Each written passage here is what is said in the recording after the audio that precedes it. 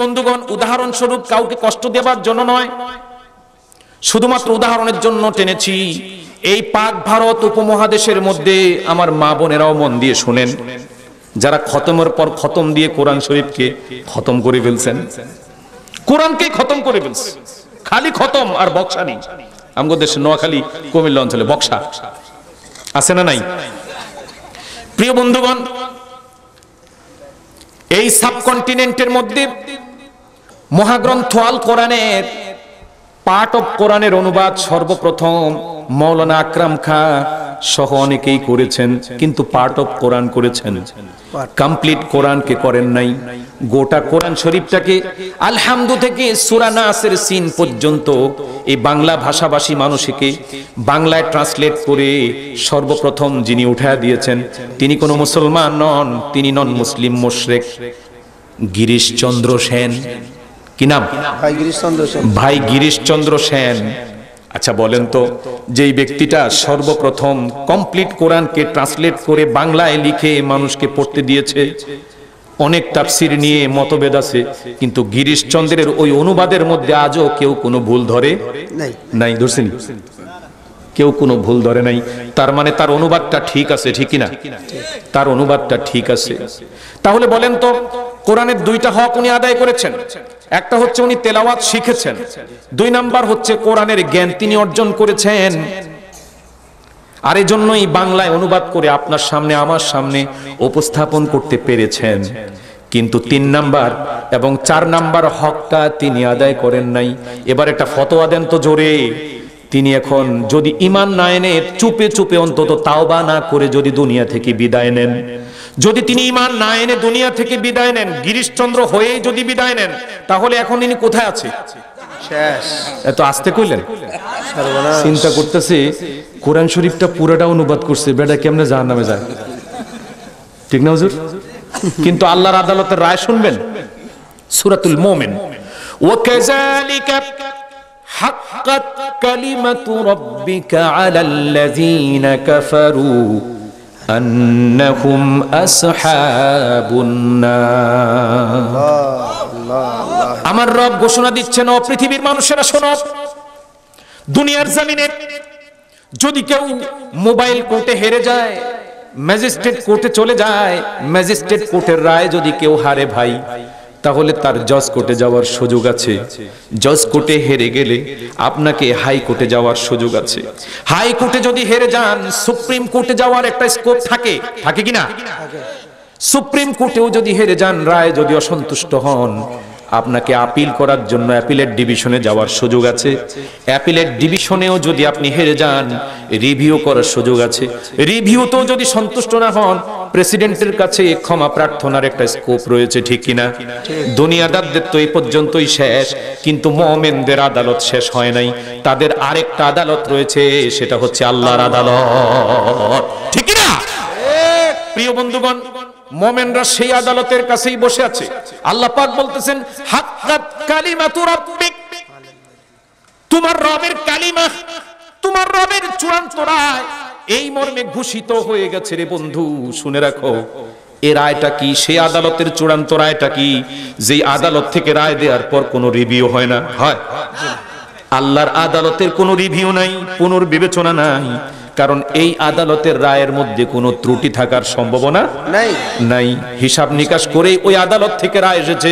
আল্লাহ পাক রায়টাকে দুনিয়ার জমিনে আউট করে দিয়েছেন, ফ্লাশ করে দিয়েছেন। সে রায়টা কি? হাক্কাত কালিমাতু রাব্বিক, তোমার রবের রায় চূড়ান্ত।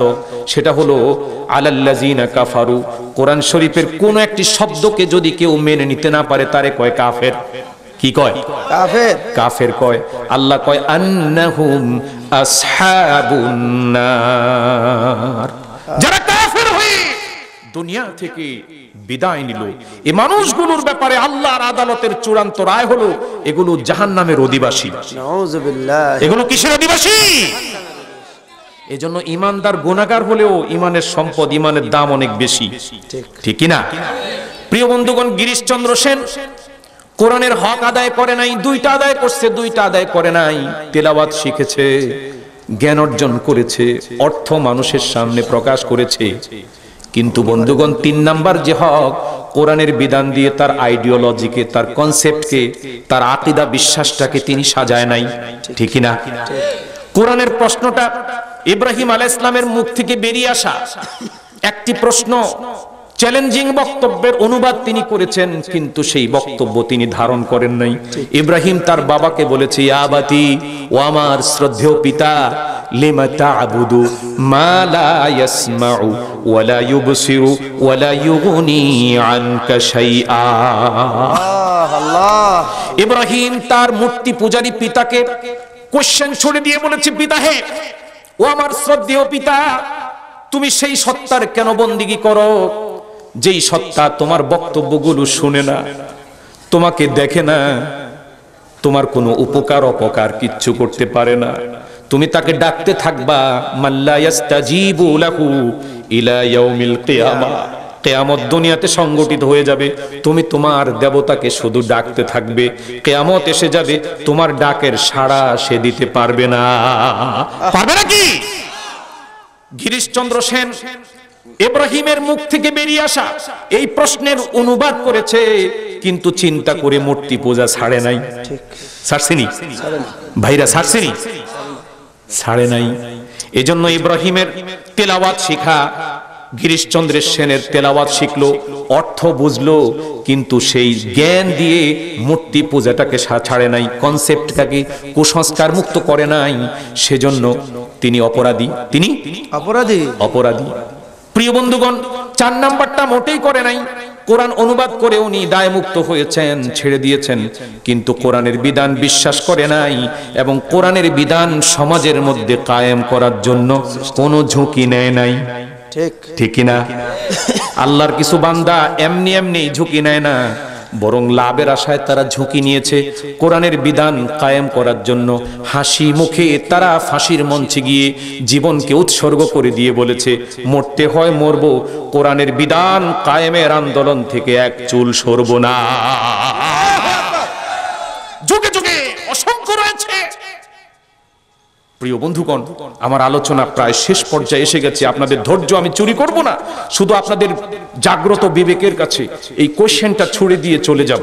সেটা হলো, আজকে মুসলমান কোরআনের হক আদায় করে না, না তেলাওয়াত জানি, না অর্থ জানি, না সেই অর্থ দিয়ে আমরা জীবন গড়ি। একটা উদাহরণ দিই। রমজান মাস, তারাবির নামাজ পড়াবার জন্য আমার মসজিদের মেহরাব মিম্বরের মাঝামাঝি বসে তিলাওয়াত করছি কোরআন। গ্লাসগুলো সব আটকানো, বাইরে থেকে একটি আওয়াজ আসছে, হুজুর সাহেব আছেন? মহিলা, নারী কণ্ঠ। প্রথম শুনলাম না, তিনি আরো আওয়াজ ভলিউম বাড়ায় দিয়ে, হুজুর সাহেব আছেন? যখনই মহিলা নারী কণ্ঠের আওয়াজ গেল, তখন গ্লাস খুলে তারপর বেরিয়ে আসলাম, কিন্তু খুবই কষ্ট পেলাম। মায়ের বয়সী, খালার বয়সী একজন নারীকে যেই সুরতে আমরা দেখতে চাই, সেই সুরত নিয়ে তিনি আসেন নাই। পেট খালি, পিঠ খালি, কপালের উপর লাল এক বড় নক্তা দিয়ে তিনি এসেছেন। বুঝছেন তো? আল্লাহ রাসূল বলেছেন, মান নাযারা ইলা মাহাসিনি ইমরাতিন সুম্মা ইয়াগুদ্দু বাসারাহু আখলাফাল্লাহু ইবাদাহু ইয়াজিদু হালাওয়াতাহা ফি কলবিহি। যে ব্যক্তি কোনো গায়রে মাহরাম কোনো নারীর প্রতি পথ চলতে গিয়ে কেউ যদি নজর পড়ে যায় আকস্মিকভাবে, সৌন্দর্য উপভোগ করার আগে যদি সে দৃষ্টিকে সরিয়ে নেয়, নামিয়ে নেয়, আমার আকাশের আল্লাহ খুশি হয়ে যায়। দুনিয়াকে তাকে বড় একটা পুরস্কার দিবে, বড় একটা পুরস্কার। সে পুরস্কারটা কি? বলছে, আখলাফাল্লাহু ইবাদাহু ইয়াজিদু হালাওয়াতাহা ফি কলবিহি। দুনিয়ার জমিনে তার পুরস্কার হলো আল্লাহর ইবাদত করে সে কলিজার ভিতরে এমন শান্তি পাবে, ইবাদতকে তার কাছে এত মধুময় করে দিব আমি, ইবাদত করে সে স্বাদ পেতেই থাকবে, পেতেই থাকবে। আল্লাহু আকবার। আজকে আমরা ইবাদত করে মজা পাই না ভাইরা। মজা পাম কেমনে? রিমোট হাতে নিয়ে তো সারা রাত কেটে যায় আমাদের, ঠিক না? আছে না এরকম নাদান? বয়স হয়েছে। আমি ঢাকা শহরে দেখি মসজিদের চারপাশের বিল্ডিং গুলোতে গভীর রজনীতে, রাত তখন 3টা, শব্দ নাই, কিন্তু একবার লাইট জ্বলে আবার নিবে। বুঝেন তো এটা কি জিনিস? হ্যাঁ, টেলিভিশন। সেখানে হয়তো টক শো, মিথ্যা কথাগুলো শুনতেছে, অথবা হলিউড বলিউডের ব্লকবাস্টার সুপারহিটস মুভি দেখতেছে, ঠিক না? অথবা WWE দেখছে। পোলাপান বুঝে দেখছে নাকি হাসতে আছে, হুজুর হুজুর WWE কেমনে জানলো? WWE দ্য বুগিম্যান, আন্ডারটেকার আছে না, জ্যাক দ্য স্নেক, তাদের ভয়ঙ্কর মারামারিগুলো রাত্রের বেলা জায়গা জায়গা দেখতেছে, আছে না? বুগিম্যান মুখের থেকে ক্যাঁচা নিয়ে আরেকজনকে খাওয়াই দিতেছে। এই সমস্ত ফালতু জিনিস দেখে দেখে WWE দেখছে, অথবা হলিউড বলিউড ডালিউডের সুপারহিট মুভিগুলো দেখছে, অথবা জি সিনেমা, জি টিভি, HBO দেখে দেখে নিজের আমল নামাটাকে বরবাদ করছে। শকুনের মতো নগ্ন নারী দেহ দেখে রাত কাটাচ্ছে, আছে না নাই? আছে। প্রিয় বন্ধুগণ, রাসূল বলেছেন, কারো যদি পথ চলতে গিয়ে আকস্মিকভাবে কোনো নারীর প্রতি যদি দৃষ্টি পড়ে যায়, সৌন্দর্য উপভোগ করার আগেই যদি সে তার দৃষ্টি নামিয়ে নেয়, তার দুনিয়ার পুরস্কার হলো ইবাদতকে আল্লাহ তার কাছে মধুময় করে দিবে। প্রিয় বন্ধুগণ, আমার সেই মায়ের দিকে তাকাতে পারলাম না, দৃষ্টিটাকে সরিয়ে জিজ্ঞেস করলাম, মা আপনি কি চান, কেন হুজুরকে খুঁজছেন? ওই মায়ের বয়সী মহিলাটা বলল, আমি হুজুর রমজান মাস আমি আমার স্বামী আমার কন্যাকে নিয়ে 9 খতম কোরআন শরীফ পড়েছি। কয় খতম? 9 খতম। তা আমি বললাম 9 বার কোরআন শরীফ খতম করে তো কোরআনই আপনি শেষ করে ফেলাইছেন, খতম করে লেছেন। খতম শেষ। হুজুর এটা আপনি কি কইলেন? তা আমার কাছে কেন আসছেন? বলে 9 খতম কোরআন পড়েছি, এটা বক্সানের জন্য এসেছি। কি করতো? এই যে বাক্সবন্দি করা, এটা কি আমি আইজও বুঝি না। দাওরা পাশ করলাম, কামেল পাশ করলাম, অনার্স মাস্টার্স করলাম বিশ্ববিদ্যালয় থেকে, তাও প্রাইভেট থেকে না, পাবলিক ইউনিভার্সিটি থেকে, জগন্নাথ থেকে, কিন্তু বক্সানিটা আমি আজ পর্যন্ত পাইলাম না। হুজুর আপনি পাইছেন না? করে এই যে পায় নাই, দেখেন আপনাকে হুজুরও পায় নাই। যে কোরআন শরীফ পড়তে গিয়ে ভুল করেছে, সে আল্লাহকে বলবে, মাবুদ তোমার কোরআন তো ভালোভাবে তিলাওয়াত করতে পারতাছি না, হক আদায় করে, যা ভুল ত্রুটি হয়েছে আল্লাহ আমারে মাফ করে দাও। এটার নামই তো বক্সানি। কিন্তু এটা হুজুরগো ছাড়া হয় না, হুজুরগো ছাড়া সব কাম হয়, কিন্তু বক্সানি হয় না। তা আমি বললাম, বোন 9 বার কোরআন শরীফ খতম না করে আপনি যদি একটা বার কোরআন বোঝার জন্য চেষ্টা করতেন, আপনি যদি আপনার মেয়েকে 5 পারা, ওকে 5 পারা, আপনাকে 5 পারা, স্বামীকে 5 পারা দিয়ে শুধু 20টা পারার মেসেজটা রব কি বলেছে তা যদি জানতেন, তাহলে আপনার দিকে আমি মন খুলে চোখ তুলে তাকাতে পারতাম। অন তাকাইতে অসুবিধা কি? আমাদের আমি মানা করছি নাই, আপনি মানা করেন নাই, কিন্তু যেই সুরত ধরে আপনি এসেছেন গো মা, এই সুরতে আপনার দিকে আমি তাকাতে পারছি না। কারণ এদেশে পাগলের কোনো শরম নাই। পাগল লজ্জাস্থান উন্মুক্ত করে করে রাস্তা দিয়ে ঝুলায় ঝুলায় হাঁটে, কিন্তু যে বেটা সুস্থ মানুষ পাগলের পাগলামি দেখে লজ্জা হে নিজে পায়, ঠিক না? এদেশে যারা জুলুম করে, আকাম করে, এই মানুষগুলো শরম নাই, কিন্তু আমরা যারা সাধারণ মানুষ, এগো এই মুখ খিসকানি দেখে আমগো বড় শরম করে, ঠিক না? এত বড় আকামের পরে মানুষের সামনে মুখ দেখায় কেন? আমার শরম করে, কিন্তু হ্যাঁ শরম নাই। আমগো নোয়াখালী কয় হেতি শরম নাই, ঠিক না? শরম থাকলে তো মিয়া এটা কামে লাগাইতো। প্রিয় বন্ধুগণ, লজ্জা বড় নিয়ামত। রেল লাইনের স্লিপারের উপর বসে লজ্জাহীন ব্যক্তিরা মল ত্যাগ করে, রাস্তার পাশে বসে বসে পায়খানা করে, কিন্তু শরম এমন এক নিয়ামত, যে করে হেতা শরম নাই। কিন্তু যে মানুষের শরম আছে, হ্যাঁ দেখলে মুখটা ঘুরাইয়া অন্যদিকে যায়, ঠিক না? শরম অনেক বড় নিয়ামত, এটা আল্লাহ সবাইরে দেয় না। আল হায়াউ শুবাতুম মিনাল ঈমান, এটা তো ঈমানদারের নিয়ামত। শরম তো ঈমানদারের অলংকার, ঠিক না? ঈমানই নাই, শরম আইব কোথা থেকে? ঈমানই তো নাই, শরম কোথা থেকে আইব? প্রিয় বন্ধুগণ, আমার মাকে শুধু একটা প্রশ্ন করলাম, মা কোরআন শরীফ আপনি কমপ্লিট খতম করেছেন, আমি বিশ্বাস করি না। বলে কেন বিশ্বাস করেন না? আমি বললাম আপনি সূরা নূর আর আহজাব ফাঁকি দিয়েছেন। ঠিক। কয়েকটা সূরাও ফাঁকি দেই নাই, সব পড়ছি। তো আমি বললাম এই আয়াতটা পড়ছেন কিনা দেখেন তো। ইয়া আইয়ুহান নবী কুল লিআজওয়াজিক ওয়া বানাতিক ওয়া নিসাইল মুমিনিন। আল্লাহু এই আয়াতটা মনে হয় আপনি পড়েন নাই গো মা। এই আয়াতটা যদি আপনি পড়তেন, আপনার দিকে আমি প্রাণ খুলে তাকাতে পারতাম শ্রদ্ধা ভরে। বলে আয়াতটা কি কি জিনিস? আমি তো সব পড়ছি, আমি বললাম এই আয়াত পড়েন নাই। এই আয়াতে আল্লাহ তাআলা বলছেন, ও নবী, তুমি তোমার স্ত্রীদেরকে, তোমার কন্যাদেরকে আর মুমিন নারীদেরকে বলে দাও, তারা যেন জীবনের প্রয়োজনে যখন ঘর থেকে বের হবে রে, কোনো বাধা নাই। বাধা আসেনি? ইসলাম সম্পর্কে ভুল বুঝবেন না। নারীদেরকে জীবনের প্রয়োজনে ঘরের বাইরে যেতে ইসলাম মোটেও বাধা দেয় না, মোটেও বাধা দেয় না, মোটেও বাধা দেয় না। জীবনের প্রয়োজনে তারা শিখবে, পড়বে, সব করবে, প্রয়োজনে রাজনীতিও করবে, অসুবিধা নাই। কিন্তু আল্লাহ পাকের বিধান মেনে ঘর থেকে বের হবে। কেমনে? ইউদেনি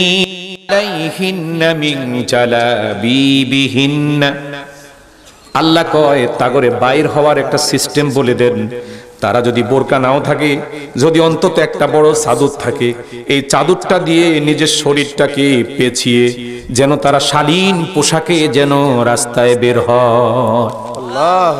শালীন পোশাকে যেন তারা রাস্তায় বের হয়। বের হইতে মানা করছে? মানা করছেনি যে হুজুরে কবে যে নারীদেরকে ঘর থেকে বের হইতেই দিয়েন না, এই হুজুরও কোরআন শরীফ মানে না, মানে অথবা বুঝে না। প্রিয় বন্ধুগণ, যেই হুজুর বলবে নারীদের শিক্ষার কোনো প্রয়োজন নাই, তাহলে আমি বলবো সেই হুজুর আল্লাহর কালামকে বোঝে নাই। প্রিয় বন্ধুগণ, যেই হুজুর বলবে পর পুরুষের সাথে মেয়েদের কথা বলার কোনো অধিকার নাই, আমি বলবো ওই হুজুর কোরআন শরীফ বোঝে নাই। আবার যে বলবে নারীদের সাথে পুরুষদের অবাধ মেলামেশা করে সব কথাই বলতে পারবে, আমি বলবো সেও কোরআন শরীফ বুঝে নাই। কারণ আল্লাহ বলেছেন, ফালা তাখদানা বিল কাউলি ফায়াতমাআল্লাযী ফি কলবিহি মারাদু ওয়া কুলনা কাওলাম মা'রুফা। টেলিফোন আসলেই স্বামীর টেলিফোন নিজে রিসিভ করে আকুপাকু করে নিজের কণ্ঠকে আকর্ষণীয় করে পর পুরুষের সামনে মায়া লাগানো কথা কইও না। এই নির্দেশ কার? আল্লাহ, আল্লাহ পাকের। কয় ওয়াকুলনা কাওলাম মা'রুফা, তবে দরকারি কথা শর্টকাটে তুমি বলতে পারো। সুবহানাল্লাহ কইবেন না? দেখছেন নি এখন যারা কথাই কয় না তারা সমাজ থেকে ডিসকানেক্ট হয়ে যায়। এরা কট্টরপন্থী, উগ্রপন্থী, এরা ইসলামী কেউ নয়। আবার যারা ইনিয়ে বিনিয়ে পরপুরুষকে আকর্ষণ করার জন্য কথা কয়, এগুলো আবার চরম পর্যায়ের জাহান্নামী। ঠিক না? প্রিয় বন্ধুগণ, নারীকে যখন বললাম এই আয়াতটা তো আপনি পড়েন নাই, এই আয়াতটা তো আপনি পড়েন নাই, এই আয়াতের মধ্যে আল্লাহ তাআলা ইভটিজিং এর প্রেসক্রিপশন দিয়েছেন। বলছে যদি শালীন পোশাকে নারীরা ঘর থেকে বের হয় তাহলে লাভটা কি? আমার আল্লাহ বলে দিয়েছেন, জালিকা আদনা আইয়ুরাফনা ফালা ইউযাইন। আল্লাহু আকবার। এই টিজিং শব্দটা, ইভটিজিং, এটা 1450 বছর আগে আল্লাহ আকাশ থেকে নাজিল করেছেন এই শব্দটা। উলামায়ে কেরাম পাশে আছে, আপনাদের খতিব সাহেব আছেন।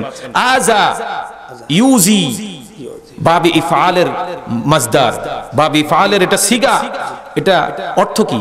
কষ্ট দেওয়া, উত্তক্ত করা, বিরক্ত করা। আল্লাহ কয় তোরা যদি শালীন পোশাকে বের হই, পৃথিবীর কোন বখাটের কলিজার মধ্যে সাহস হবে না তোদেরকে টিজ করে। আল্লাহু আকবার বলবেন না? ফালা ইউযাইন, তোমাদেরকে ডিস্টার্ব করার সাহস হবে না, তোমাদেরকে টিজ করবে না, উত্তক্ত করবে না, বিরক্ত করবে না। আমি পরীক্ষা করে দেখেছি, প্রকৃতপক্ষে শরী পর্দা যে সমস্ত মেয়েগুলো করে, ওদেরকে কোনো বখাটে ডিস্টার্ব আজও করে না। ঠিক যে সমস্ত মেয়ের লাশ খালে বিলে পুকুরে ডোবায় আর ব্রিজের নিচে ঝোলে, এগুলো প্রত্যেকটা হচ্ছে পাপিষ্ঠা, এগুলো প্রত্যেকটাই হচ্ছে আল্লাহ পাকের বিধান অমান্যকারী কুফরি নারী। ঠিক না বলেন? মডেলিং করছে, ফেসবুকে লিপস্টিক লাগায়া হাজার পুরুষের সামনে আইসা লোভ ঝুলাইছে। ঠিক না? প্রিয় বন্ধুগণ, নারীকে যখন বললাম এই আয়াত আপনি পড়েন নাই, আরেকটা আয়াত সূরা নূরের মধ্যে আল্লাহ পাক বলেছেন ওয়ালা ইউবদিনা জিনাতাহুন্না ইল্লা লিবুউলাতিহিন্না। মা, আপনাকে আল্লাহ যে সৌন্দর্য দিয়েছেন, আল্লাহর কোরআনে বলেছে তোমরা সেই সৌন্দর্য পরপুরুষকে দেখায়ও না, তোমাদের স্বামী এবং হাতে গোনা কয়েকজন ছাড়া কারো সামনে তোমরা সৌন্দর্যকে বিকশিত করো না। মহিলা কয় হুজুর এইটা তো আমি কইতারুম না। তা আমি বললাম যে তাইলে আপনার এই তেলাওয়াত দিয়ে কি হলো যে আপনার সেই বেপর্দা, আপনার সেই উচ্ছৃঙ্খল চলাফেরা, আপনার শালীন পোশাককে অবজ্ঞা করা, আপনি কি জানেন এই আয়াত শোনার পর আপনার কি মনে হচ্ছে এটা কি মানা দরকার? মহিলা জঘন্য কথা বললো, বলো দেখেন 2018 সালে এসব আর চলে না। তা আমি বললাম 1 কোটি বারও যদি তুই কোরআন খতম করিস কোনো লাভ নাই, এতক্ষণ যাও লাভ সম্ভাবনা ছিল, কিন্তু আপনি আপনার এই বক্তব্যের মাধ্যমে কোরআন শরীফের জলজন্ত 2টা আয়াতকে কুফরি করলেন। কি করলেন? কুফরি করলেন, অস্বীকার করলেন। প্রিয় বন্ধুগণ, আপনাদের এই পার্শ্ববর্তী বাজারে আমার ঢাকাতে রমজান মাস আসলে ওজনে কম দেয়, 950 গ্রামে 1 কেজি মেপে দেয়, 900 ইটা 1000 ইটা গনে দেয়, আছে না নাই? আছে। আমার বাড়িতে বিল্ডিং করার জন্য ইটা এনেছি, কোন সময় এটা গনি না, ভারী জিনিস গোনা যায় না, কিন্তু এক জায়গা থেকে যখন আরেক জায়গায় নেওয়া দরকার হয়েছে চিন্তা করলাম 1 কামে 2 কামে একটু গনি। ইট যখন গনলাম তখন 904টা পাইলাম। কয়টা? 904টা। পরের বার যখন ট্রাক নিয়ে আসলো, কিরে কয় হাজার ইটা আনছস? কয় 1000। তা আমি বললাম অনার্স করছি, মাস্টার্স করছি, সংখ্যার ডিজিট তো জানি, নিজের হাতে গনছি 904টা পাইছি। মুস্কি হেসে বলে কোনো আপত্তি নাই, 904টা পাইছেন, হিসাবে পাওয়ার কথা 900, কারণ আমগো দেশে ইট খোলার মধ্যে 900তে 1000। ইট খোলায় কয়শতে 1000? 900তে বলে 1000। আমি বললাম লা হাওলা ওয়ালা কুওয়াতা ইল্লা বিল্লাহিল আলিয়্যিল আযীম। এই পৃথিবীতে আল্লাহ পাক একজন স্পেশাল পয়গম্বরকে পাঠিয়েছেন, একমাত্র মানে এক স্পেশাল মিশন দিয়ে, যে তুমি মানুষকে গিয়ে বলো তারা যেন ওজনে কম না দেয়, গণনায় যেন কম না দেয়। জাহান্নাম একটা। কয়টা? একটু আওয়াজ করে বলেন কয়টা? কিন্তু ওর ভিতরে শাস্তির ক্যাটাগরি অনুযায়ী 7টা ডিভিশন আছে। কয়টা ডিভিশন? 7টা। আমাদের কেন্দ্রীয় কারাগার একটাই ধরেন, এর মধ্যে ডিভিশন আছে আলাদা আলাদা। ফাঁসির আসামিকে যেখানে রাখা হয়, সিসকা চোরকে সেখানে রাখা হয় না। আল্লাহর জাহান্নাম একটা, ওর মধ্যে ডিভিশন আছে 7টা। একটু শুনে নেন।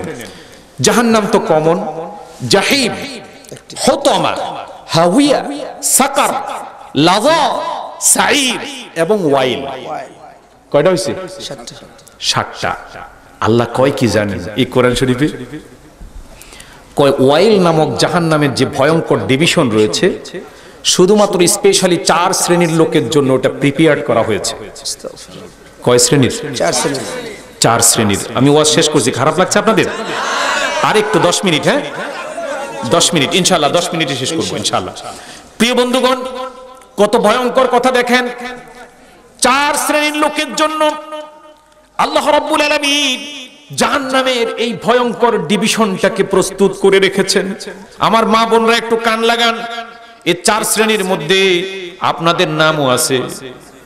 আপনাদের নামও আছে।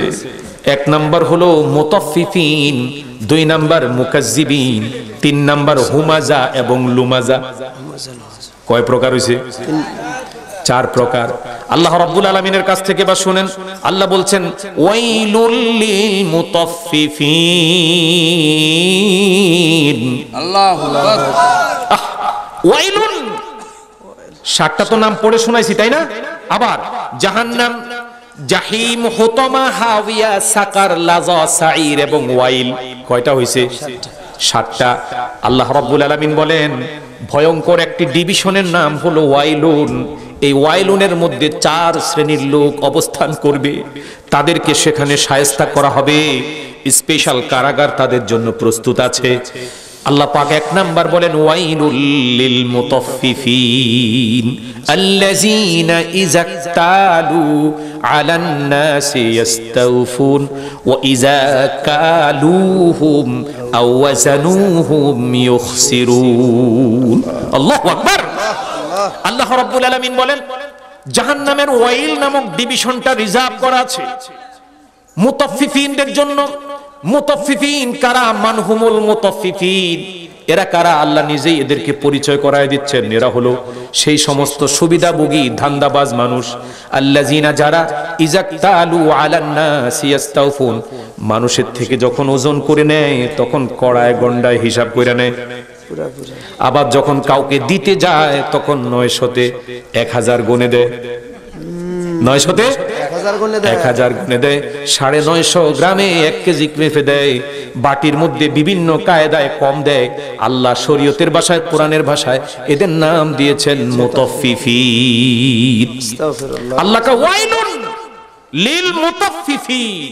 এই ওয়াইল নামক এই জাহান্নামের ডিভিশনটি, ভয়ঙ্কর ডিভিশনটি আমি রিজার্ভ করে রেখেছি মুতাফফিফিনদের জন্য, যারা নেওয়ার সময় খুব হিসাব করে নেয়, দাড়ি কমা সহ, আর দেওয়ার সময় তারা ফাঁকি দেয়।